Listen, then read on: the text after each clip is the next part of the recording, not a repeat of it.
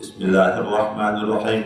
او هغه خوب چې رسول الله لیدلی و الله هغه رښتونه کړو، خو په بل کال راغله په امن بېغمه بیا احرام عمرې وکړې.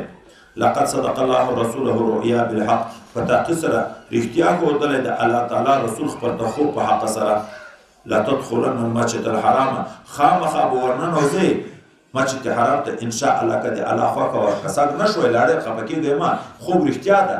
ورننوځئ آمنین په داسې حال کې چې په امن به یې محلقین رؤوسکم، چرخیونکي به یې سرونه خپلو لره، و مقصرین لنډوونکي به یې. د حج یا د احرام د عمرې د احرام نه چې سړی ځان باسي سر به رخي یا به د ګوتو په انداز لنډی کوي، خو رخیلو کې ثواب ډېر ده. د هر ویښته په عوض کې خدای پر ګناه ورته معاف کوي. او دوه واره دعا نبي علیه السلام محلقینو ته کړې، یو واره مقصرینو ته کړې. لا تخافون، تاسې به هېڅ نه ویرېږئ بیا. فعلم ما لم تعلموا، الله ته معلومې دي پیدې دي دغه صلح چې تاسې ته نه دي معلومې. فجعل من دون ذلك فتحا قریبا، بیا وګرځوله الله تعالی په خوا د داخلېدو د مکې معظمې نه یو فتحه رانږدې. هو الذي ارسل رسوله، الله تعالی هغه ذات چې رالېږلی د رسول خپل بالهدا په هدایت سره، و دین الحق او په حق دین سره، لیظهره علی الدین کله، د دې لپاره چې غلبه ورکړي پورته کړي الله تعالی دغه دین دی د په ټولو ادیانو باندې. وکفا بالله شهیدا، کافي ده بس د الله تعالی چې دی ښه شاهد او حق ثابتونکی ده. محمد رسول الله، محمد صلی الله علیه وسلم چې دا رسول دی الله ده. والذین معه، هغه کسان چې د ده سره ملګري دي چې صحابه دي. اشداء علی الکفار، ډېر سخت دي له وجې د مقابلې نه په مقابله د کافرانو کې. رحماء بینهم، په خپل مابین کې زړه سونکي دي، مهرباني کوونکي دي. تراهم رکعا سجدا، ته به وینې دی رکوع کوونکي سجده کوونکي. یبتغون فضلا من الله، چې دوی غواړي فضل د الله تعالی و رضوانا، رضا د الله تعالی. سیماهم، علامې د دوی په وجوههم، په مخانو د دوی کې من اثر سجود، د اثر د سجدې نه وي. دغه صحابه به وینې عبادت کوونکي په مخ کې په ټنډه کې به اثر د سجدې وي. د اثر د سجدې د څه شي نه وایي عبادت ته؟ وایي د تواضع نه.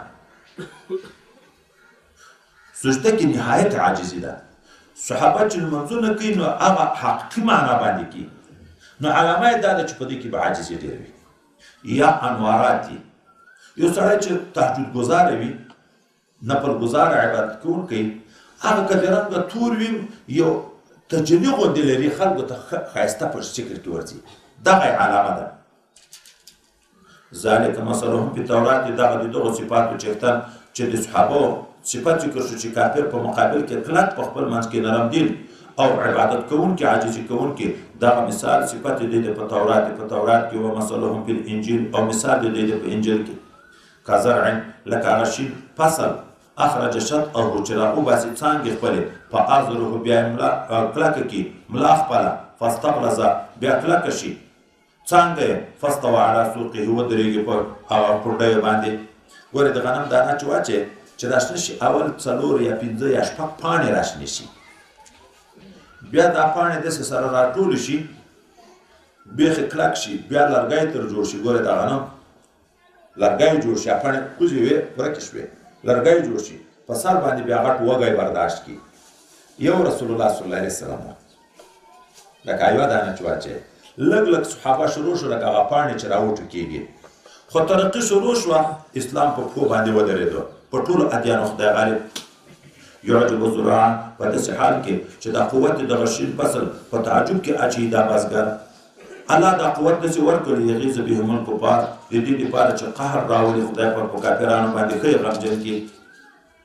وعد الله الذین آمنوا، وعده کړې د الله تعالی دغه خلکو سره چې ایمان یې راوړی، وعملوا الصالحات، او عمل صالح یې کړی، منهم د دغه مسلمانانو د جملې نه. د څه شي وعده یې کړې؟